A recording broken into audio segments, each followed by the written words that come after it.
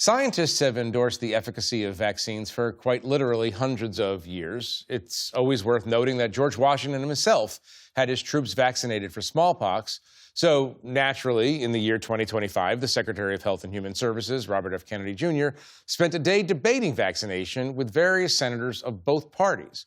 He also spent a good deal of time answering questions about his management of the agencies responsible for protecting the nation's health, including and especially the Centers for Disease Control. In normal times, these extraordinary arguments would be the only news we'd be talking about, but this is also the week we saw China, Russia, and America's now possibly former quasi-ally, India, create a tacit alliance against Trump. Joining me tonight at the table to discuss all of this, Elizabeth Buemiller, a writer-at-large at the New York Times. Leanne Caldwell is the chief Washington correspondent for Puck. Stephen Hayes is the editor of The Dispatch. And Vivian Salama is a staff writer at The Atlantic. Thank you all for joining me. I appreciate it. Let me start with a very basic question, just to level set.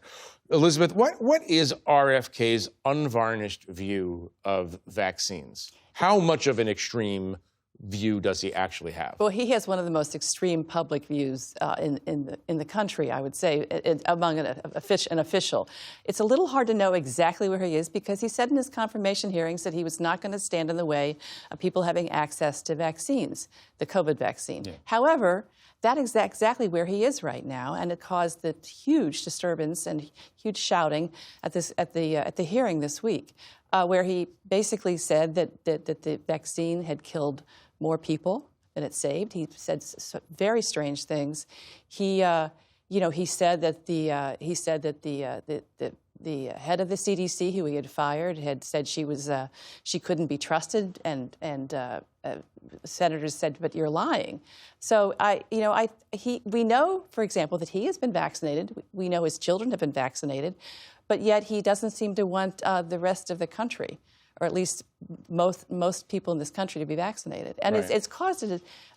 Right now we're seeing, states now are like in New York and Massachusetts are saying we're going to be giving the vaccine to everybody who wants it, but it's caused a big mess nationally as the COVID season is upon us. Right, Steve, how popular is this as a position among the Republican base? More popular than it was 10 years ago. I think the reason that RFK Jr. has the position he has is because he has decades of experience being anti-vaccine. This is what gave him a following, gave him a constituency, and ultimately led to this deal with RFK Jr. and Donald Trump. It's why he is where he is today. There's polling that shows Republicans, and this is increasingly partisan, of course, polarized because everything is, shows Republicans are increasingly skeptical of vaccines as these arguments are made publicly. More than just the COVID vaccine. More than just the COVID vaccine. Yeah, we saw Ron DeSantis, we saw a movement in Florida this week to end the mandates for vaccines for kids in schools. I think there's growing skepticism among Republicans, but not as much as you might think. I mean, still 3/4 of Republicans, according to most polling, support widespread vaccines. So the skepticism that we've seen hasn't gotten to the point where Republicans are running away from all vaccines. Right. Leanne, let me ask you this question. Tell them I'll call them back. This is the strange thing to me. Arguably, the greatest achievement of Donald Trump's first term was Operation Warp Speed, which brought about the vaccines that allowed us to exit the pandemic. What interest does Trump have here in putting forward RFK and his rather radical views of vaccines? Yeah, it's really complicated for Donald Trump. As Stephen said, RFK Jr. is a big reason why Donald Trump was elected. This coalition of the MAGA base really propelled him to win this election. But then he has this major success with Operation Warp Speed, which it was reported this week that Donald Trump has privately told supporters that he wishes he could talk about it more. Mm-hmm. And you're also seeing a little bit of angst and anxiety from the president when he speaks about things publicly. He had a Truth Social this week where he said, "What is happening at the CDC? If if these vaccines are good, these pharmaceutical companies need to come forward and show us they're not telling the American public that things are safe. And then also just tonight, he was asked by reporters in the Oval about the Florida mandate, about stripping the mandate for vaccines in schools. And he said that that could actually be quite problematic because some vaccines are actually quite helpful. He pointed to polio specifically. So, but with all that said, while Trump seems to be torn, RFK Jr.'s job does not seem to be in jeopardy by any stretch of the imagination. I want to come back to that question, but let's talk about the Senate hearings. I want you all to watch one of the many heated exchanges between a Democratic senator and RFK. Do you accept the fact that 1 million Americans died from COVID? I don't know how many died. You're the Secretary of Health and Human Services. You don't have any idea how many Americans died from COVID? I don't think anybody knows that because there was so much data chaos coming out of the CDC, and there was so many perverse incentives. And these are model studies. You don't know the answer of how many Americans died from COVID. This is the Secretary of Health and Human Services. Do you think the vaccine did anything to prevent additional deaths? Again, I would like to see the data and talk about the data. You have had this job for 8 months, and you don't know the data about whether the vaccine saved and lives? that's the problem, is that they didn't have the data. The data by the Biden administration absolutely dismal. It was data chaos. Vivian, how would you grade his performance? It is exactly what, I mean, I'm not going to give him a grade, but I would say it wasn't surprising that these were his answers because he has repeatedly justified the massive cuts to the Health and Human Services Department because of claims like this, that he says the data was not reliable. The people who were compiling the data were not reliable or qualified enough to do so. And so this is something that we heard repeatedly on Thursday while he was testifying, is that the data was not reliable. You don't know how many people died of COVID because none of the data was reliable. But also the people who were running the CDC and HHS were not qualified people. He even called the now former CDC director a liar at some points because she claimed, and she wrote in the Wall Street Journal in an editorial, that she was being pushed to empower the views, the recommendations of anti-vaxxers, and this essentially politicized the department. This was a problem that they saw.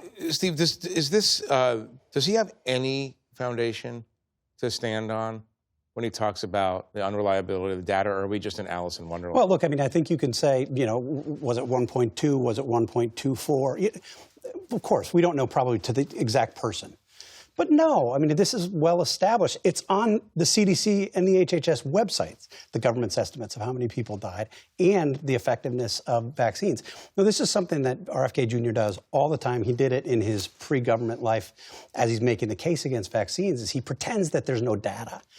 There could be dozens of peer-reviewed studies on topic X, and he would say, well, we really don't know. We need to wait for the data. The data is often there. He just doesn't want to accept it, and he uses this, he sort of injects confusion into the debate, I think, to muddy the waters about the efficacy of things like vaccines. Right. Elizabeth, Vivian wouldn't give him a grade, but maybe you will. Not a grade. Don't give a grade.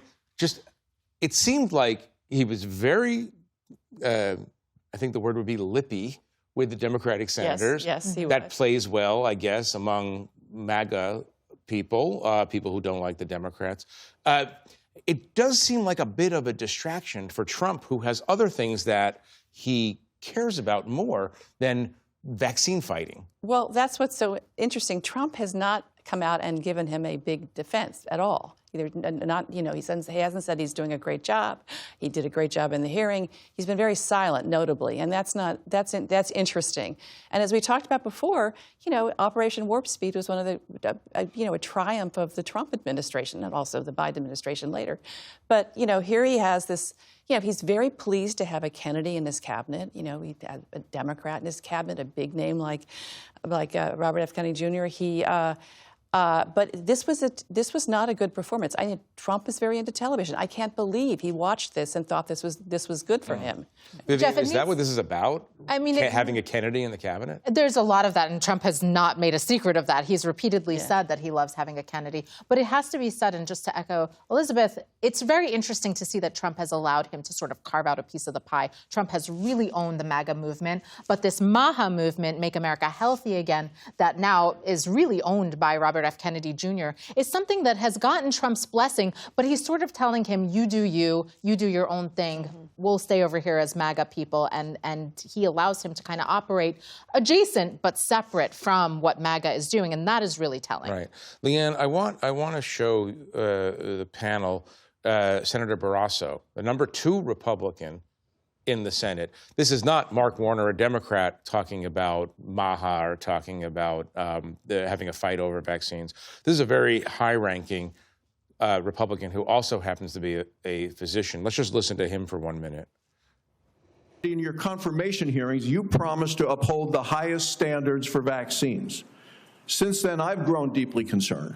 The public has seen measles outbreaks, leadership in the National Institute of Health questioning the use of mRNA vaccines, the recently confirmed director of Centers for Disease Control and Prevention fired.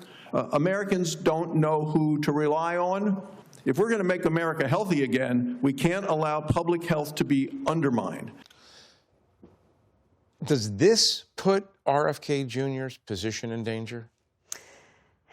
I don't think so. I think that this hearing was an opportunity for these senators to express their concerns and their discontent with RFK Jr., especially, Barrasso is a doctor, so he needed to be on the record for that.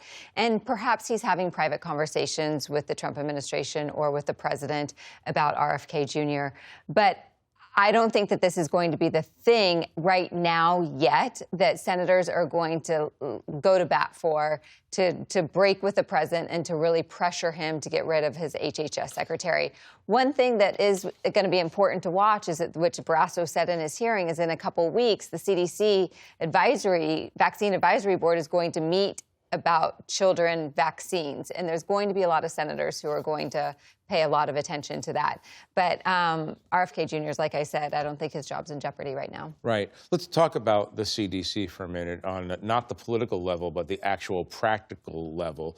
It has been many people fired across divisions. Many people have quit in disgust or in protest. Give us a sense of the CDC and its, to borrow a term, efficacy as the world's leading preventer of disease. Well, it's in shambles right now. There's all the experts, all the 4 or 5 top scientists have left. The Secretary of Health and Human Services has just completely undermined it to a large portion of the American public by saying it can't be trusted, it's corrupt. Those words matter to a lot of people in the United States, and so we're in. I have heard so many health experts say in the last couple of weeks, we are in terrible trouble in the United States in terms of our public health. They say this is the worst situation they've seen in 100 years. Right. On top of RFK Jr., pulling $500 million for mRNA research, which is not just about vaccines, it's about fighting a lot of other diseases. That's been stopped. And then he's also, questioning the efficacy of the measles vaccine, So this is a dangerous time. Right.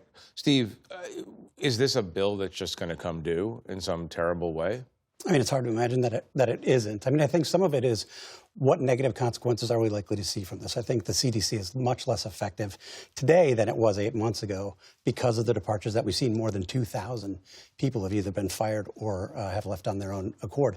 The other question is, what progress aren't we making? Elizabeth mentions it was $500 million in mRNA research that was pulled back in August. That was funding research very promising research into cancer. mRNA, one of the benefits of it is it's quick and it's adaptive.